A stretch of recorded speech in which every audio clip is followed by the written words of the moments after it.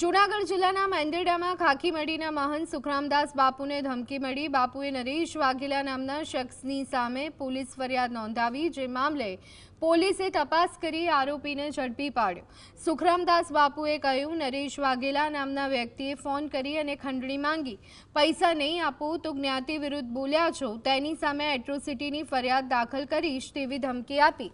આ મામલે મહંતે મેંદરડા પોલીસ સ્ટેશનમાં ફરિયાદ નોંધાવી હતી, જેના પગલે પોલીસે ધમકી આપનાર નરેશ વાઘેલાને ઝડપી કાર્યવાહી કરી છે.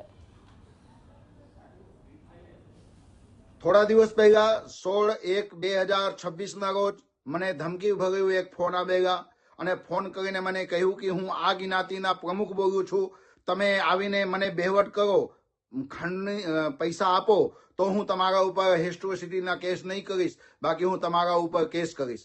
હું પૂછ્યો કે શા બાબતમાં તમે મારા ઉપર કેસ કરવા જઈ રહ્યા છો, તો કે તમે તમારા પ્રવચનમાં અમારા જ્ઞાતિ વિષયમાં આવી રીતે બોલી રહ્યા છો.